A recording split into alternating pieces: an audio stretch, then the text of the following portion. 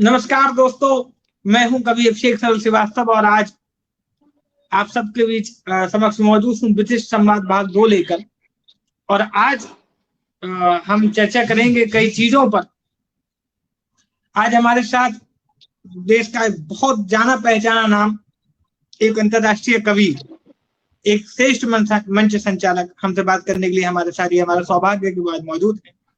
एक बहुत बड़ा नाम, दादा कमल मनोहर, जो एक श्रेष्ठ कवि भी हैं, एक अच्छे संचालक भी हैं और एक अच्छे विचारक भी हैं। वो जो अपनी बात रखेंगे, हम उनसे कुछ सवाल पूछेंगे और वो हमें बताएंगे कि जो चल रहा है इसका क्या असर है, क्या दुष्प्रभाव इसका पड़ेगा और क्या इसका सदप्रभाव है। मैं बहुत सबको आज सबकी तरफ से बहुत प्यार और सम्मान के साथ अपने दादा श्री कमल मनोहर जी को मंच पे बुलाऊंगा। बस एक मिनट।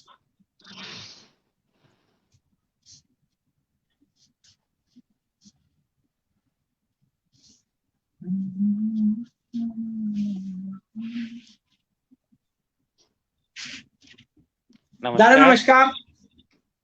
तो स्वागत है आपका आज कविता युग मंच के। जी, स्वागत है आपको कविता युग मंच के विशिष्ट संवाद में। राजस्थान की सहज सरल धरा से उत्तर प्रदेश की पावन माटी को और भारत भूमि को प्रणाम करते हैं।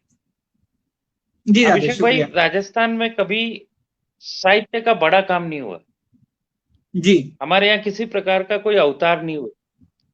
राम, कृष्ण, बुद्ध, महावीर, ये सब का सौभाग्य मिला उत्तर प्रदेश, बिहार, मध्य प्रदेश आदि जगह को।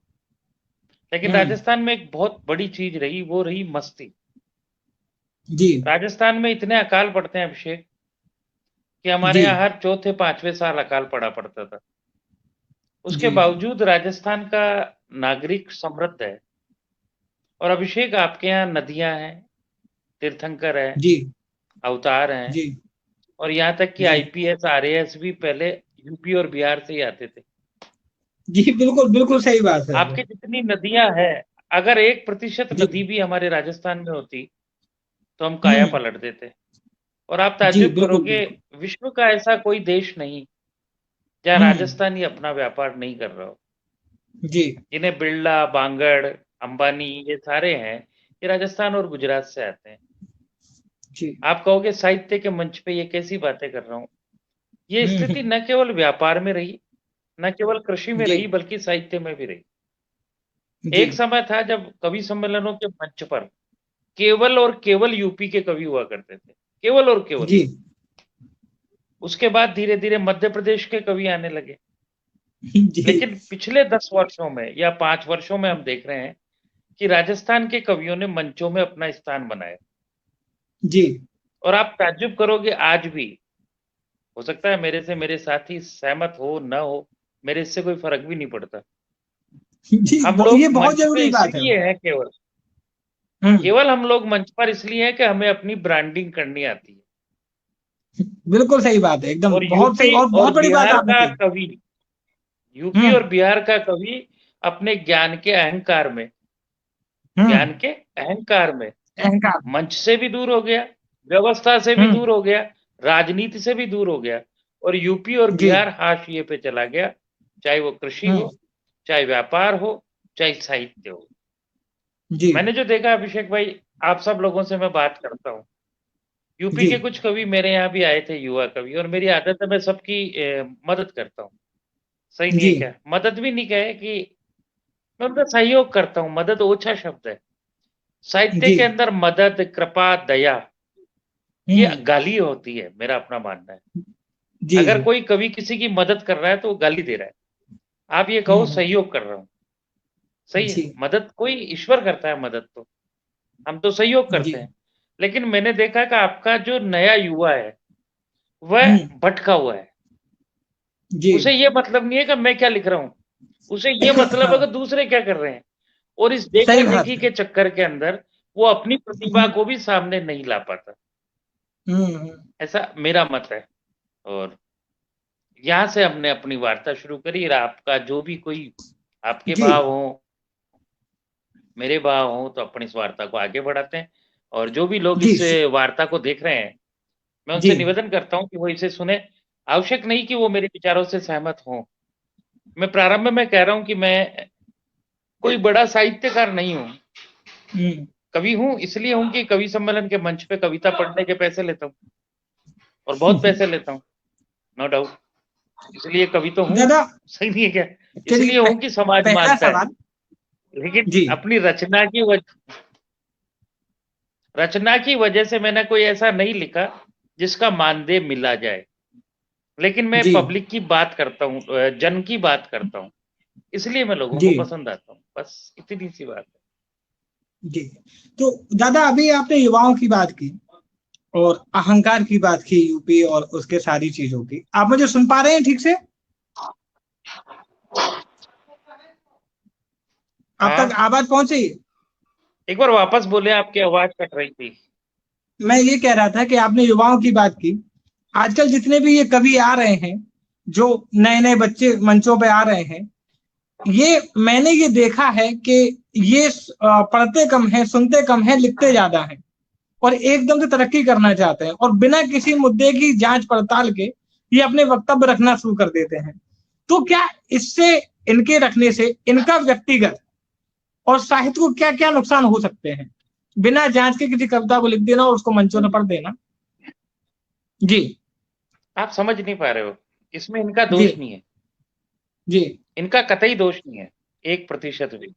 आप मुझे ये बताओ, निर्भया कांड हुआ निर्भया कांड, आई थिंक अपन ये माने जीएसटी हुआ, आप ये मानो किसान आंदोलन हुआ है। आप मुझे बताओ, किसी बड़े कवि ने कुछ लिखा? हरिओम पवार ने कुछ लिखा? बिल्कुल नहीं लिखा जी बात है। कुमार विश्वास ने कुछ लिखा? सुरेंद्र शर्मा ने कुछ लिखा? लेकिन ये लिखवाने के लिए प्रेरित करते हैं सर। ये दिखाई नहीं देते, लेकिन इनका एक गिरोह है, ये फोन पर लिखवाते हैं, बात करते हैं। हमारे यहाँ जो कवि सम्मेलन है ना सर, कवि सम्मेलन के जो मंच है वो फूहड़ हो सकते हैं सर, अश्लील हो सकते हैं, हम पे कई प्रकार के लांछन लगाए जा सकते हैं। अमुक कवि शराब पीता है, सही है कि नहीं? कवियत्रियों से मजाक करता है, कवियत्रियों को होटल पे ले जाता है, ऐसा कहते हैं लोग बात। अरे ले जाता है तो कवियत्री जाती है जब ले जाता है, तेरे को क्या तकलीफ? सही बात, ये बिल्कुल सही बात, ये सुनना चाहिए लोगों को। रिपोर्ट करो, सही बात नहीं।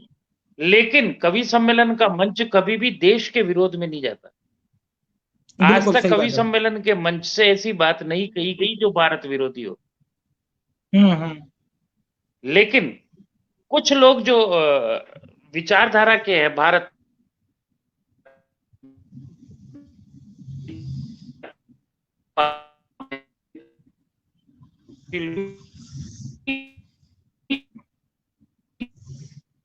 दादा, आपकी आवाज कट रही है, नेटवर्क प्रॉब्लम कुछ आपके यहाँ हुआ है?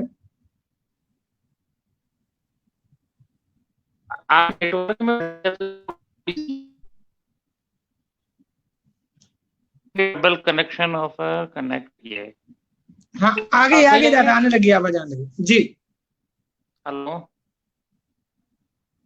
हेलो, हाँ हाँ, आवाज आ रही है दादा। हेलो,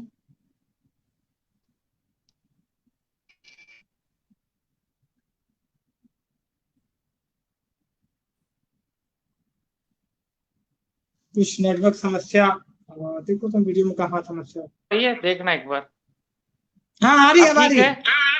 हाँ ठीक है। मैं निवेदन ये कर रहा था आपसे, तो जो बड़े कवि है वो कुछ नहीं बोलेंगे सर, और वो क्या करते हैं, अपने मंचों को जिंदा रखते हैं।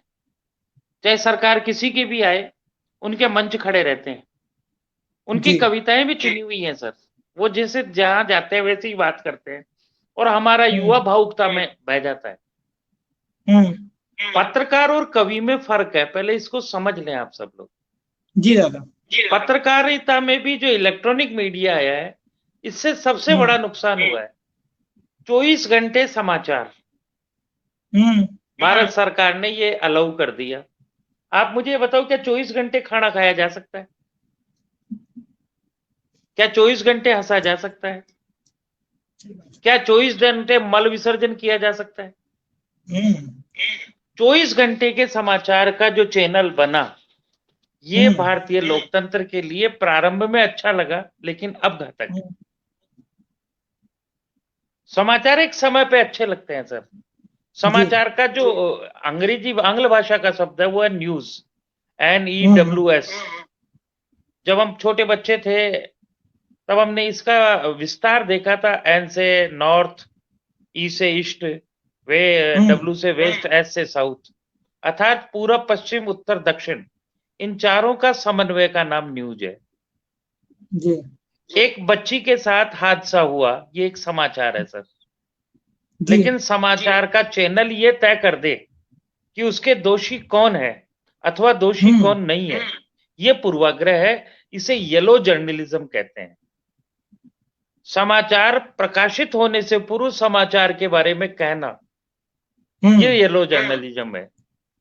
आपने प्राय सभी चैनलों में देखा होगा, ये लिखते हैं आज शाम 8 बजे एक धमाका। ये पत्रकारिता का काला अध्याय है सर। समाचार को प्रसारित करने से पूर्व समाचार की जानकारी देना, ये सब कुछ है, लेकिन पत्रकारिता नहीं हो सकती। 1995 में मेरी पत्नी का अखबार आया था बनी ठनी नाम से, 8 कॉलम का, और उसने धमाका कर दिया था। तब उसका उद्घाटन करने एक सांसद आए थे, प्रोफेसर रासा सिंह रावत। उन्होंने एक बहुत बड़ी बात कही थी कि आपके सामने 2 विकल्प हो, एक अखबार निकालना और एक तोप के सामने खड़े होना, तो आपको तोप के सामने खड़ा हो जाना चाहिए। अखबार इतना कठिन था सर उस जमाने में। एक केसरी अखबार निकला था जो आजादी दिला गया सर, लिखा करते थे, लेकिन वो अखबार दिन भर नहीं होता था, हफ्ते में एक अखबार आता था सर। जी जी। अब चैनल को सुबह से शाम न्यूज चाहिए। अब हमारे कवियों का जो आपका मूल प्रश्न था वहां हुआ कि ये क्यों होता है, इसका कारण है इनके पीछे का एक सिस्टम सर, इकोसिस्टम। जो तथाकथित बड़े कवि हैं मेरे जैसे, मैं भी हो सकता हूं अभिषेक भाई, मैं इस लाइव का 2 कारण हो सकते हैं। एक तो ये लाइव आप अपने मन से ले रहे हो, एक हो सकता है मैं तुम्हें फोन करूं कि यार अभिषेक भाई ये सवाल पूछना। 2 ही चीज है ना, या तो ये सवाल मन से पूछ रहे हो या मैंने पहले तुम्हें कह दिया होगा दिन भर में। नहीं, अगर आप लोग मन से पूछ रहे हो तो ये कविता है सर, और अगर आपसे मेरे कहने से चल रहे हो तो आप मेरी कठपुतली हो, आप कुछ भी हो सकते हो, कवि नहीं हो सकते। आज जिस प्यार से आप मेरा इंटरव्यू ले रहे हो, कल मुझे इतनी ताकत से गाली दे सको तब तुम कवि हो। समझ रहे हो कि नहीं? जिसे हम प्यार कर सके उसका अनादर भी कर सके, ये कविता है जी। अगर आप किसी का प्यार ही करते हो, सपोज करो, तो तुम उसके गुलाम हो जाते हो सर। कवि गुलामी का नाम नहीं है। हम विचारों के प्रति समर्पित है, व्यक्ति के प्रति समर्पित नहीं है। कमल एक जिस्म का नाम नहीं है। कमल मनोहर जो नाम है वह एक विचार का नाम है। वह विचार जो तुम्हारे अनुकूल है तब तक तुम उसका समर्थन करें, और जब आपको मेरे विचार प्रतिकूल लगे तो उसका विरोध है। यही कविता है, यही व्यवस्था है। अच्छा दादा, जैसे ये जो घटनाएं हो रही हैं, जैसे भी हाथरस में जो हुई, इन घटनाओं पे कवि का मन क्या कहता है? क्या मतलब हमें किस तरह से इन घटनाओं का समाधान, या इनके साथ मतलब कैसा हम लोगों को क्या प्रतीत, मतलब क्या हम पे बीतती है? कहते हैं कि कभी जब कुछ बुरा होता है तो शायद रात भर रोता है, या उस पे क्या मनोदशा होती है? मैं ये जानना चाहता हूँ कि इस तरह की जब घटनाएं हो जाती हैं तो ये कवि क्या सोचता है? कवि क्या सोचता है? इसके पहले ये घटनाएं होती क्यों है? सबसे बड़ा कारण है कि घटनाओं का कारण क्या है। देखो मित्र, बात यह है कि हमारे पास जब आप अध्ययन करोगे तो करीब 3000 आदमियों पर एक पुलिस है भारत की। अगर हम दशा को देखें, शायद ये आंकड़ा 1000-1500 हो सकता है, पर इससे कम नहीं हो सकता। 1000 आदमी पे एक पुलिस वाला और उसके पास एक लाठी। प्राय जितनी भी ये घटनाएं हुई निर्भया से लेकर ये, इसमें कम से कम पुलिस का कोई योगदान नहीं है। पुलिस जो काम करती है वो करेगी आपके जो प्रभावित एरिया है, जैसे एयरपोर्ट, बस स्टैंड, सड़क, उन सब पे वो सुरक्षा कर रही है। ज्यादा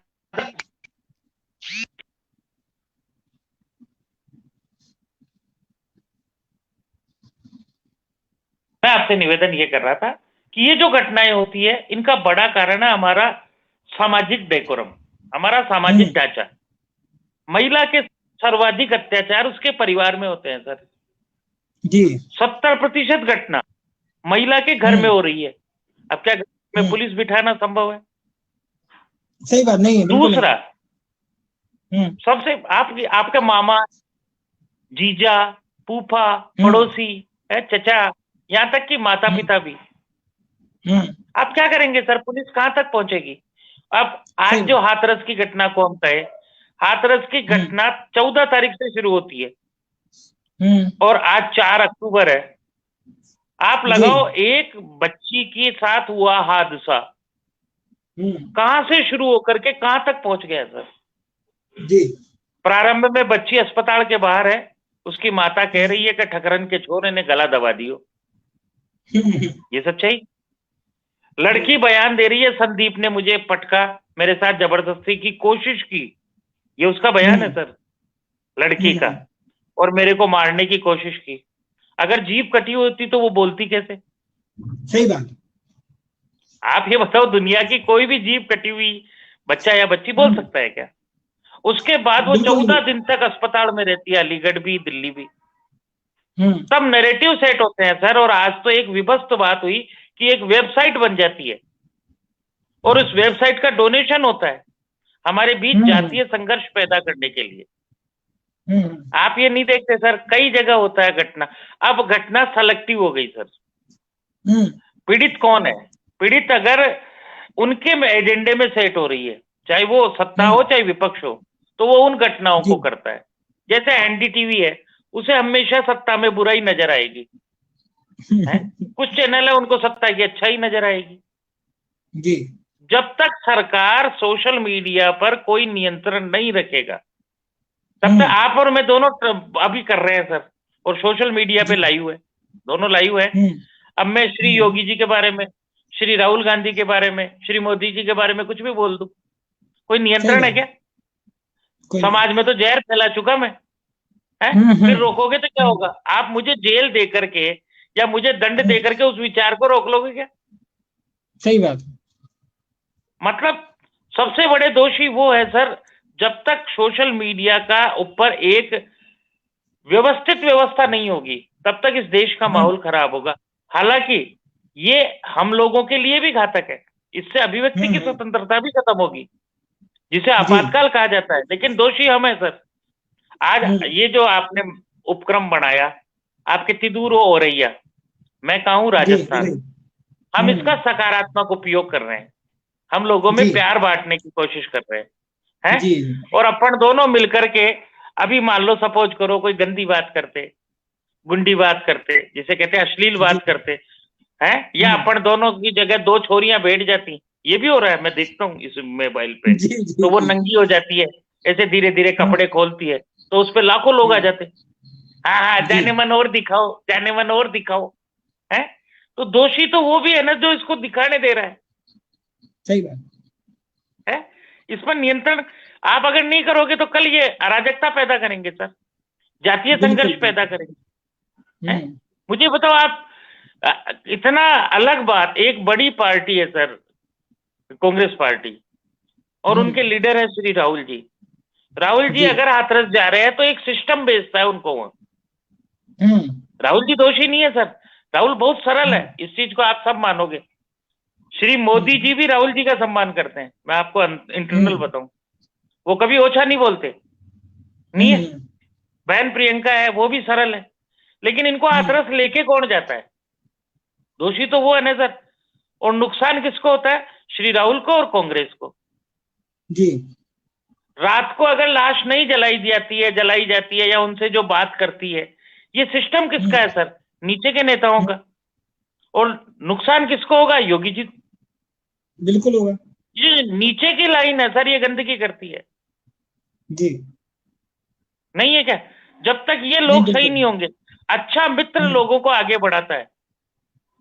अब अपने बुद्धिमान है, लेकिन अपने को राहुल जी भी नहीं जानते, ना योगी जी जानते, तो अपने यहाँ मोबाइल पे ही करते रहते हैं, गल गल गल।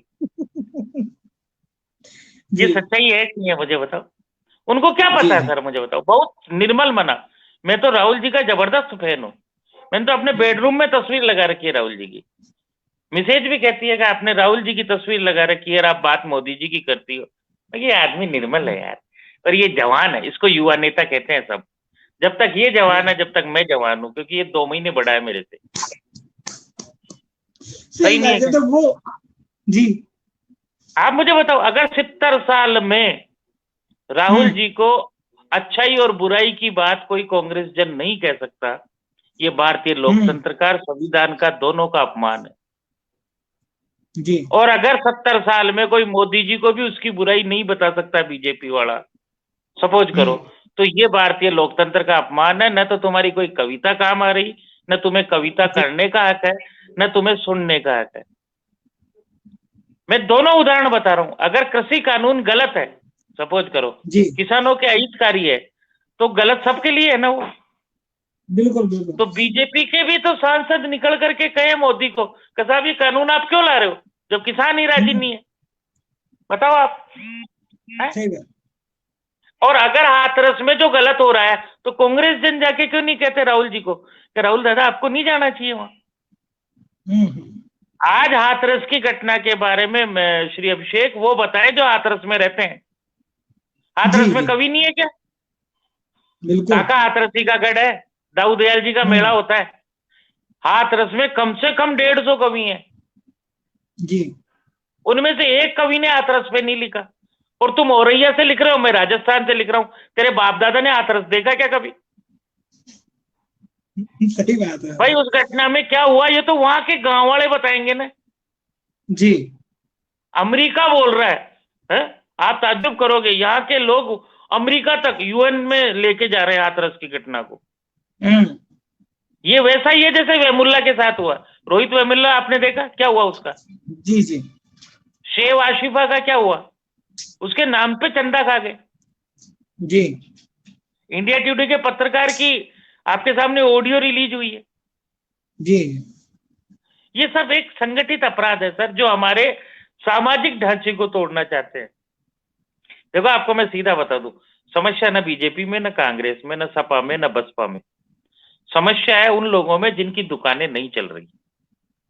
जी। लोगों को समस्या है योगी बाबा से, लोगों को समस्या है राहुल गांधी से, लोगों को समस्या है अशोक गहलोत से, लोगों को समस्या है मोदी जी से, क्योंकि इनके होते हुए इनका काम नहीं हो पा रहा। सही नहीं है? तो ये इनकी व्यवस्था रहती है सब, जो मेरी बुद्धि है। और मैं क्लियर कहता हूं, एक चीज ध्यान रखना, हम सब लोकतंत्र के प्रहरी है। मैं युवा कवियों से मैं निवेदन करता हूं, प्लीज एजेंडे का शिकार न हो। अगर हाथरस में लिखना है आपको, हाथरस कांड पे, तो आप ये जानते हो अभिषेक भाई, कम से कम हम सबके मित्र हाथरस। मेरा पिता है, मोनिका दैलवी है, क्योंकि मेरा परिचय तो बच्चियों से ज्यादा होता है। मैं तो नोक जोक का कवि हूँ। सही नहीं है कि लोग मुझे कवि मानते भी नहीं है। तो मैं उन छोरियों से पूछ लेता हूँ कि बेटा क्या हुआ तेरे यहाँ? तो वो कहती है दादा कछु ना हुई, ये तो रोज को काम है ना। क्या ये आपस में रंजिशें चलती रहती है आपके यूपी में? बर्बाद कर दिया इन्होंने यूपी को यार। जी। जहां नदियां है सर, जहां पर्यटन है, आपके पास कितने तीर्थ स्थान है? राम जन्मभूमि, मथुरा, फलाना ढीगड़ा।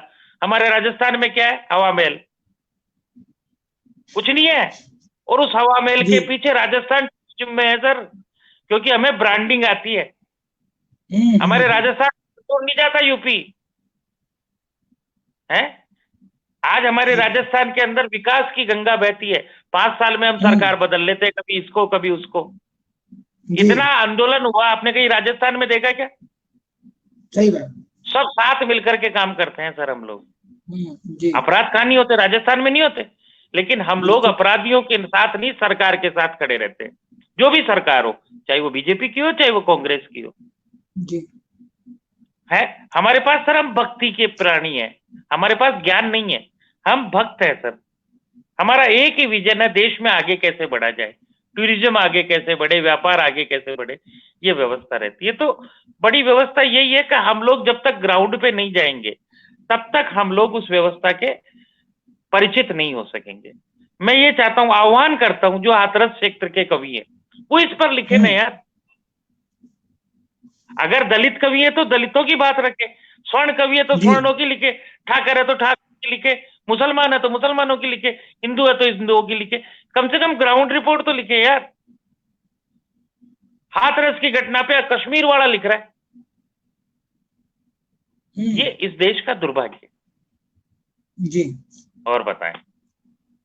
जैसे दादा अभी कहा कि हाथरस के, क्या कवि का दलित होना, हिंदू होना या मुसलमान होना सही होगा? क्योंकि अगर क्या वो इसके हुए में बिना रह सकता है? नहीं, यहाँ मैं बिल्कुल बिल्कुल नहीं रह प्रैक्टिकल सकता, बात करता हूँ, क्या उसके हुए बिना रह सकता है? बिल्कुल नहीं रह सकते। लेकिन क्या ये अगर आप सही है? मेरी बात सुनो, आप अपने पिता के संतान है मिस्टर शुक्ला, तो आपके अंदर कहीं ना कहीं ब्राह्मण तो रहेगा यार। बिल्कुल बिल्कुल। आप इस दिखावे में क्यों जीते हो? मैं ब्राह्मण हूं तो हूं यार। क्या हमारा जातियां जो रही, ये नुकसान का काम थोड़ी थी सर, ये तो ताकत का काम थी। जाति किसे कहते हैं मित्र? आज मैं तुम्हें बताऊं, जाति का मतलब है व्यक्तियों का वह समूह जो कमजोर लोगों की मदद करे। सर हम सब ऋषियों की संतान है, पहले क्लियर हो जाओ। अगर सनातन के दृष्टिकोण में देखें, जातियां वही है जहां सनातन है, तो 12 ऋषियों की संतान हम सब है सर। एक ऋषि गोत्र है भारद्वाज, वही भारद्वाज गोत्र ब्राह्मणों में है, वही माड़ियों में मिलेगा, वही राजपूतों में मिलेगा, वही हरिजनों में भी मिलेगा। हम ऋषि की संतान है सर। जाति किस लिए बनी सर? जाति इसलिए बनी कि उस समूह के कमजोर व्यक्ति की रक्षा की जा सके। अगर जातियां नहीं होती तो उनका परिचय कैसे होता सर? आप लोगों के यहाँ श्रृंगार रस, ओज रस, करुणा रस, ठीक इसी तरह ये मानवता के रस है सर। माली जाति के अंदर फूलों का रस है? रेगर जाति के अंदर चर्मकार का रस है, खाती के अंदर लकड़ी का रस है, पंडित के अंदर ज्ञान का रस है, छत्री के अंदर शौर्य का रस है? हरिजन के अंदर स्वच्छता का, सेवा का रस है। लेकिन इसकी विकृति घातक है सर। ये जो झूठ बोलता है कि वो नहीं हो सकता, ये रवीश कुमार रहे, ये दलित चिंतन करते हैं? आपने देखा आखिर में जाकर के यही दलित लोग इसको कहते, वो स्वरा भास्कर है, एक स्वरा भास्कर नाम की पत्रकार है, आप लोग तो देखते होंगे। अब वो है ब्राह्मण, शादी हुई है उसकी कायस्थों में, तो वो दलितों ने कह दिया कि तू तो है ही नहीं। दलित का चिंतन दलित ही करे सर। जहां के पैर न फटी बीवाई, वो क्या जाने पीर पवराई। एक हरिजन का दर्द हरिजन जाति में पैदा होकर के महसूस किया जा सकता है सर। ब्राह्मण होकर के किताबी ज्ञान ले सकते हो आप हरिजन की पीड़ा की? हरिजन बन के देखो कितना उन्होंने दर्द था, हमारा मेला उठाया, तो सर वो तो देखना पड़ेगा ना।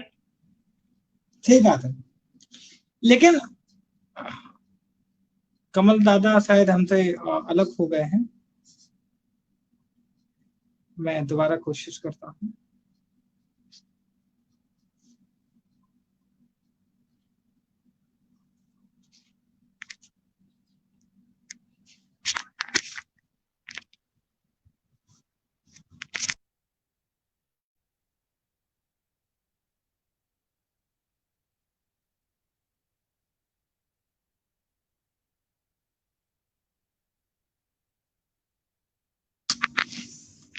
नेट पे चला गया था उनका।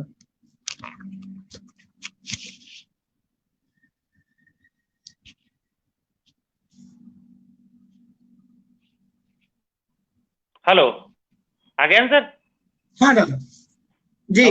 हाँ, तो मैं ये निवेदन कर रहा था सर कि हरिजन का दर्द हरिजन बनकर के महसूस हो सकता है सर। आप ताज्जुब करोगे, उन्होंने वो देखा, मेला ढोया है उन्होंने सर। ऊपर से रोटी फेंक देते थे। कोई हरिजन बंधु अगर हाथ छू जाता था तो हमारे माता पिता हमारे छांटे लगाते थे, पानी के छिड़काव। ये दर्द उन्होंने सहा सर। अब ये दर्द का परिचय तो वही कर सकते हैं। आज जो ब्राह्मण के साथ अनादर हो रहा है, जिसे देखो उसे गाली बक रहा है, तो ब्राह्मण मर जाए? सही बात है। कहाँ जाए सर? न उनको बीपीएल कार्ड है, न उनके पास रिजर्वेशन है, कहां जाएंगे वो लोग सर?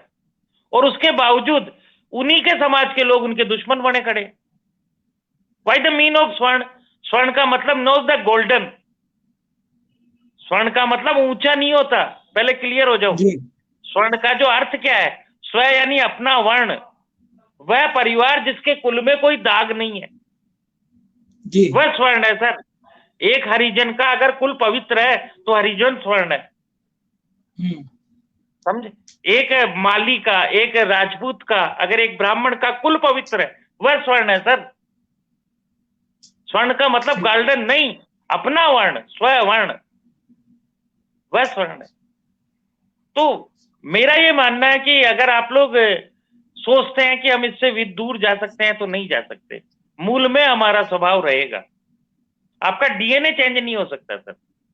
एक बहुत बड़ी बात बताता हूँ, बहुत से लोग कहते हैं, मेरे मित्र आते हैं वीर रस के, आपके यूपी के ज्यादा हैं, वो कहते हैं कि यार कमल दादा आप ये धर्मनिरपेक्षता की बात करते हो, भारत में ही क्यों होती है? धर्मनिरपेक्षता शब्द भारत में ही क्यों है, ये समझाओ मुझे। इसका बड़ा कारण है अभिषेक कि हमारे जितने मुस्लिम भाई है वो 90% कन्वर्टेड है, धर्मांतरित। जो आक्रांता आए थे मुगल बाहर से, या जो पठान आए थे, जो गुलाम आए थे, कुतुबुद्दीन ऐबक गुलाम बन चुका है, सही नहीं है क्या? ये जितने बाहर से आए ये तो 10% थे सर, ज्यादातर उन्होंने धर्म परिवर्तन किया। तो धर्म परिवर्तन करने से पूजा पद्धति बदली, लेकिन हमारा डीएनए तो एक ही है ना सर, हमारे बाप दादा तो एक थे। तो खून को खून पुकारता है, तो उनकी लड़ाई होती है तो भी हमें दर्द होता है। जी जी, ये हमारे सनातन के संस्कार हैं सर। इस कारण से धर्मनिरपेक्षता केवल भारत में है। वो माने या ना माने, हमारे मुस्लिम भाई इस बात को माने ना माने, कोई फर्क नहीं पड़ता। लेकिन यहाँ का हिंदू आज भी इस्लाम के प्रति, मुसलमानों के प्रति भाईपा रखता है, प्रेम रखता है, क्योंकि वो हमारे से ही बने। सही नहीं है क्या? कारण लोभ हो सकता है, लाभ हो सकता है, या प्यार हो सकता है। जी बताओ आप कहां धर्म आड़े आता है? आपके बिल्कुल की मुसलमानों के साथ चली जाती है और फिर इस्लाम कबूल कर लेती है। बहुत से इस्लाम की बच्चियां हिंदुओं के साथ आती है, हिंदू धर्म। तो कहां धर्म आड़े आया यार? प्यार बड़ा हो गया ना, माँ बाप बड़े नहीं हुए, बड़ा कौन हो गया? इश्क। इश्क। बताओ आप मुझे, 18 साल में बाप को भूल गई जो आई लव यू के चक्कर में गायब है। और वो मजहब नहीं देखती सर, वो जाति नहीं देखती, ऊंच नीच नहीं देखती, प्यार अंधा होता है। ये कारण है बस।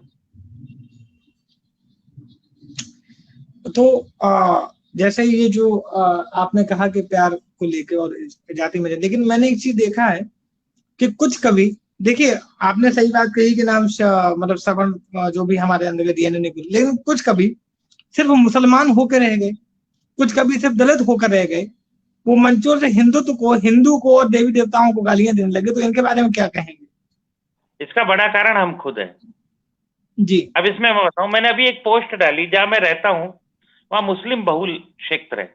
मेरी एक पोस्ट आई थी करीना कपूर को लेकर के, पोस्ट अच्छी थी, लेकिन मेरे कुछ मुस्लिम मित्रों को बुरी लगी वो। तो मेरे यहाँ मुस्लिम समाज के कुछ लोग मेरे घर आए जो मेरे मित्र थे, उन्होंने कहा कमल सर हम तो आप सबसे प्यार करते हैं, आप कब से ये हो गए? तो मैंने उस पोस्ट को हटाया, क्योंकि मैं उनसे प्यार करता हूं सर। मेरे लिए कविता से इतर मेरा गांव भी है सर, सही नहीं है क्या? मेरी एक पोस्ट से मैं बड़ा नहीं बनूंगा, मेरे लिए मनोहरपुर बड़ा है, मेरा गांव जहां मैं रहता हूं सर। जो आए वो मेरे भाई हैं सर, मेरे लिए आधी रात को तैयार रहे। उस पोस्ट के बिना भी मेरा वजूद है सर। अगर आप में से भी जो समाज के लोग हैं, जब कोई बच्चा देवताओं के खिलाफ लिखता है, वो किसी गांव का तो रहने वाला है ना सर, वो भी किसी गांव में ही रहता होगा। जी। क्या हमारे समाज के लोग उसके पास गए कभी कि यार तू देवताओं का विरोध क्यों करता है? अगर हम जाएंगे, हमारे बुजुर्ग जाएंगे, वो हमारी बात मानेगा सर। लेकिन हमने आपस में बात नहीं करके इस दूरी को बहुत बड़ा कर लिया सर। आपको मान लो मैं हूं, मैंने आपके खिलाफ कुछ गलत लिख दिया, किसी और के खिलाफ गलत लिख दिया जिससे आप प्यार करते हो अभिषेक भाई, आपके पास मेरे फोन नंबर है, आप मुझे कह सकते हो कमल दादा आपने क्या बिगाड़ा इसका, प्लीज इस पोस्ट को हटा लो। मैं आपकी बात नहीं मानूंगा। जी सही बात। लोकतंत्र में आपस में वार्ता का कमी होना ये लोकतंत्र के लिए घातक है। हमारे संवाद का जिंदा रहना जरूरी है सर। ये जो संवादहीनता आई, इसने ही मुसलमान को मुसलमान बनाया और हिंदू को हिंदू बनाया, जो मेरा मत है। हो सकता है मैं गलत हूं। अगर ये संवादहीनता जारी रहती, अगर ये प्यार जारी रहता, तो हिंदू मुसलमान की बात करता, मुसलमान हिंदू की बात करता, दलित स्वर्ण की करता और स्वर्ण दलित की करता।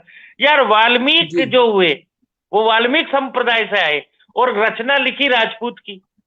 आज जिस हाथरस के बारे में कह रहे हैं सर कि राजपूत का वो हुआ है, वाल्मीकि ने कभी हरिजन के बारे में नहीं लिखा।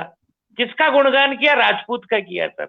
और राजपूत राजा राम शिवरी के झूठे बेर खा रहे हैं। ये साहित्य है सर, ये संवाद है। संवादहीनता रहेगी तब कंस पैदा होंगे, रावण पैदा होंगे, और संवाद जिंदा रहे तो वाल्मीकि पैदा होगी, शबरी पैदा होगी, राम पैदा होगी। बहुत बढ़िया बात हुई यार। ये सूत्र है, ये नई चीज है अभिषेक भाई, जो इस पटल पे ही हमारे मित्रों को मिलेगी सुनने के लिए। जी, संवाद आवश्यक है। आप और हम बात कर रहे हैं, आपको पता है, आपने मुझे शायद 7:44 पे लिंक दिया। आपको भी नहीं पता था कमल दादा क्या बोलेंगे, मुझे पता नहीं तुम क्या पूछोगे। तब मजा आता है बात करने में। है बिना चीखे भी बात होती है सर। मैंने तो कोई चीख चिल्लाहट करी ही नहीं। बिल्कुल सही बात है। मैं तो मोहब्बत की बातें कर रहा हूँ और बिना प्रायोजित कर रहा हूँ। आज मेरी नोकझोंक हुई कवियत्रियों से जो मैं करता हूँ आस परियास, ये लोगों को पसंद क्यों आती है? क्योंकि वो नहीं है सर। मैं होटल के कमरे में तैयारी करके नहीं जाता, नहीं है, और उन्हें मैं अपना गुरु मानता हूं। आप हमेशा ध्यान रखना, जो काम मैं करता हूं उसके लिए सबसे बड़ा है चरित्र। आपका कैरेक्टर बड़ा होना चाहिए, नहीं तो आपको कोई भी नंगा कर देगा। सही बात। अगर आपको बड़ा बनना है तो आपका जीवन भी बड़ा होना चाहिए। तो ये है। तो और कोई बात हो तो बाकी अच्छा रहा आज का इंटरव्यू आपका हमारा। तो दादा हम चाहेंगे कि इस सत्र को खत्म करने से पहले हम आपके कुछ जो आपको सबसे ज्यादा पसंद हो वो कोई रचना आप सुना दें। और एक सवाल आखिरी हो कि क्या कवि धर्म केवल इतना कहता है कि हमें सत्ता का विरोध करना है? क्योंकि मैंने कई बड़े बड़े कवियों को सुना है जो कहते हैं कि हमें सत्ता के का विपक्ष होकर चलना है। तो क्या कवि धर्म केवल सत्ता का विपक्ष है? ये मेरे समझ में ही नहीं आता है किसने लिख दिया भाई। ये जो कहीं लिखा हुआ है क्या? इसे आप कोट करोगे तो क्या दिनकर ने लिखा या किसी और ने लिखा या वाल्मीकि ने लिखा? अगर कवि धर्म सत्ता का विरोध है तो कोई भी कवि हो सकता है। मीरा, तुलसी, जायसी, कबीर, ये कभी कवि नहीं हो सकते, क्योंकि वो तो परम सत्ता का गुणगान कर रहे हैं। वाल्मीकि किसका रामायण किसके लिए लिख रहा है? राम के लिए लिख रहा है। तो राम तो सत्ता का, तो वाल्मीकि तो सत्ता का चाटीकुआर हुआ। दादा आपका नेटवर्क किसके लिए लिख रहे हैं? कुछ है? तुलसीदास ने राम के लिए लिखा, मीरा कृष्ण के लिए लिख रही है, कबीर अपने अनंत ब्रह्म के लिए लिख रहा है। सत्ता की अच्छाइयों को भी लिखना चाहिए ना सर। जो आज सत्ता है वही कल विपक्ष है। 70 साल के अंदर सत्तार विपक्ष के क्या मायने हुए सर? आपकी विचारधारा हो सकती है कांग्रेस या बीजेपी। अगर आप कांग्रेस विचारधारा के कवि हैं तो आप कांग्रेस के पक्ष में लिखें, और बीजेपी विचारधारा के तो बीजेपी के पक्ष में लिखें। और कोई कहता नहीं होता तो बेवकूफ बनाते हैं। गोपाल दास नीरज समाजवादी पार्टी का प्रचार करते थे, बाल कवि बैरागी कांग्रेस के सांसद थे, ये कुमार विश्वास अरविंद केजरीवाल के लिए बकता था, सुरेंद्र शर्मा वामपंथी है, हरिओम पवार आर्य समाजी हैं, मूर्ति पूजा के विरोधी है, वो हिंदुत्व के खिलाफ लिखते हैं। क्या बात करते हो? उनकी उसमें कहीं नहीं है। कहने की ताकत रखो ना यार, कौन नहीं है? संपत सलाल, अरुण जैमिनी, इन सब का काम उससे चलता है क्योंकि उनकी सेटिंग है। वो अब सेटिंग खत्म हो गई तो उनको कांग्रेस अच्छी लगती है क्योंकि उनको कार्यक्रम मिलते हैं वहां से। बीजेपी के तो कोई कवि है ही नहीं। देखो आपको बताऊं, बीजेपी तो कवियों के लिए सबसे बेकार है। आज तक किसी कवि को बीजेपी से फायदा नहीं हुआ। मेरा मोदी जी का क्या फायदा हुआ मुझे? इतना गुणगान कांग्रेस का करता तो आज क्या पता कहां होता। सही बात है। यश भारती दिया मुलायम सिंह यादव ने, योगी बाबा ने क्या दे दिया? कवियों के खाने की रोटियां नहीं है 6 महीने से, क्या दे दिया बीजेपी कांग्रेस बीजेपी ने? सही बात। लालू यादव ने फ्री पास दिए थे, फ्री रेलवे के पास। बीजेपी के अंदर खाली मोदी जी बढ़िया है, नीचे के सारे चोर हैं। समझ गए कि नहीं? आज जो आप कह रहे हो ना संघर्ष, शाखाएं नहीं लग रही, कहां लग रही है? गांवों में शाखाएं, बताओ। अगर आरएसएस, बीजेपी का किसान मोर्चा अपना काम करता तो इस कृषि बिल के बारे में विरोध होता ही क्यों? मोदी जी की योजनाओं को बीजेपी का कार्यकर्ता पब्लिक तक पहुंचा देता तो आज मोदी जी को बेचारे को बाहर डालने की क्या जरूरत थी? सही बात। देखो योगी बाबा संत आदमी है। देखो आपको बता दूं, पूरा यूपी में तुम्हारे दिक्कत है योगी से, उसके होने से दुकानदारियां बंद हो गई। इधर दिक्कत आ रही है मोदी से, सही है कि नहीं? और कोई मतलब नहीं है। और इनसे ज्यादा है ना योगी बाबा से दुखी बीजेपी वाले ही हैं। यह हाथरस कांड है ना, इसका भी जब पर्दाफाश होगा किसी का भी, तो कई बीजेपी वाले भी निकलेंगे। तो अपने कवियों को इन पार्टीबाजी से, इनसे दूर रहना चाहिए। जी नहीं है क्या? जब मौका मिले अपना परिचय करो। इसलिए तो मैं खरा बोलता हूँ। हमें क्या लेना देना यार बीजेपी कांग्रेस से? जो आए उसकी बोलो और काम करो, निकलो। अपने को कांग्रेस वाले ने बुलाया, मैं मंचीय कवियों की बात कर रहा हूँ, पहले तो क्लियर हो जाना। मैं साहित्यकारों की बात नहीं कर रहा हूँ। मुझे पद्मश्री नहीं मिलेगा कभी, ना मुझे चाहिए जी। मैं कर रहा हूँ मंचीय कवि की बात। मेरे को एक आयोजन में बुलाया और 40-50 हजार रुपए दिए, और वो आयोजन कांग्रेस पार्टी का है, तो मैं कांग्रेस की बुराई कैसे करूंगा भाई, ये बता। सही बात है। मेरे को तो जहां जाना है उसकी बड़ाई करनी है सर। बीजेपी में भी बीजेपी की बात करूंगा, कांग्रेस में कांग्रेस की करूंगा, हिंदुओं में हिंदुओं की करूंगा, मुसलमानों में मुसलमानों की करूंगा। एक मुशायरे में मैं जाता हूं, प्रमोद कृष्णम का मेरा मुशायरा है, तो वहां मैं मुस्लिम समाज का विरोध करूंगा तो जूत खा के नहीं आऊंगा। सही बात है। या तो जाई मत। सर हम लोग नाचने वाले हैं सर, जहां जैसा माहौल है, जैसा आप डिस्को बजाओगे तो डिस्को पे नाचूंगा, कथक बजाओगे कथक पे नाचूंगा, जैसा मुझे रिदम मिलेगा वैसा नाचूंगा सर। मुझे क्या लेना देना इन सब चीजों से? वी आर परफॉर्मर नॉट कवि सर। मैं कवि नहीं हूं, मैं बात करता हूं, मैं परफॉर्मर हूं। मुझे कोई पुरस्कार नहीं चाहिए, मुझे किसी से कोई फायदा नहीं चाहिए, इसलिए मैं कवि हूं। ईश्वर के अलावा मैं किसी से नहीं डरता। मैं सिर्फ एक दिन मृत्यु को प्राप्त होऊंगा, उसके अलावा मुझे कोई नहीं मार सकता। सही नहीं है? मुझे किसी से कोई मोह नहीं है। मैं आपको नहीं जानता, आज पहली बार देख रहा हूं आपको इस टेलीविजन पे। सही नहीं है? ना मैंने आपसे इस इंटरव्यू के कोई पैसे लिए, सही नहीं है? ना मैंने कोई प्रचार प्रसार किया, मेरी वाल पे भी नहीं है ये, इसलिए मैं कवि हूं सर। आइए मैं अपनी वार्ता को अब साहित्यिक विराम दे, ताकि लोगों को लगे कि मुझे थोड़ा बहुत कुछ लिखना भी आता है। कि हटा दीजिए ये मजहबी पर्दे, जी हटा दीजिए ये मजहबी पर्दे, ये उसूलों की कालीन समेट लीजिए। जी हटा दीजिए मजहबी पर्दे, ये उसूलों की कालीन समेट लीजिए। खोल दीजिए जिंदगी के दरोबाम, खोल दीजिए जिंदगी के दरोबाम। हुजूर मुझको थोड़ी सांस लेने दीजिए, हुजूर मुझको थोड़ी सांस लेने दीजिए। और आखिर में ये कहना चाहूंगा कि जीवन की शपथ जीवन से हंसी, कोई भी नहीं, कोई भी नहीं। लोग कहते हैं क्या अच्छा लगता है? देश अच्छा लगता है, कोई कहते हैं भारत माता अच्छी, कोई कहता है धर्म अच्छा लगता है, कोई कहते हैं गाय माता अच्छी लगती है, कोई कहते हैं नबी अच्छे लगते हैं, कोई कहते हैं अल्लाह अच्छा लगता है। कुछ नहीं लगता। सबसे अच्छा है आपका जीवन। जब जान है ना जाए तो सब भूल जाता है आदमी, धर्म परम सब। अगर जान का डर नहीं होता तो ये मुसलमान हिंदू नहीं बने होते, हिंदू मुसलमान नहीं बने होते। डर बहुत बुरी चीज होती है, जब जान निकलती है तब धर्म देश सब पीछे रह जाता है। जीवन की शपथ जीवन से हंसी, कोई भी नहीं, कोई भी नहीं। मोक्ष का द्वार ये कर्म भूमि यही, जीवन से हंसी कोई भी नहीं, कोई भी नहीं। शिशुकाल माता प्यारी लगे, युवानी में दुल्हन न्यारी लगे। शिशुकाल माता प्यारी लगे, युवानी में दुल्हन न्यारी लगे। हुए प्रौढ़ बच्चों में दिल जा बसा, बुढ़ापे में उजड़ी सी क्यारी लगे। अंतिम समय का हृदय ने यही, जीवन से हंसी कोई भी नहीं, कोई भी नहीं। जिंदा रहें। 2020 जिंदा रहने का साल है और कोविड से बचने का साल है। आप बचोगे तो आपके लिए बड़ी आशाएं हैं, प्यार है। और कभी भी कठपुतली मत बनो, कृपया पत्रकार मत बनो, कवि बनो। जल्दबाजी में कुछ भी मत लिखो। बहुत अच्छा लगा अभिषेक भाई आपके इस पटल पर, जो भी मुझे देख रहे हैं या देखेंगे उन सबको बहुत बहुत धन्यवाद। अगर मेरी कोई बात बुरी लगी हो तो मुझे छोड़ जाए, अच्छी लगी हो तो उसे आगे पहुंचाए, अपने जी जीवन में उतारे। जय जय। प्रणाम। जी, शुक्रिया, बहुत बहुत धन्यवाद।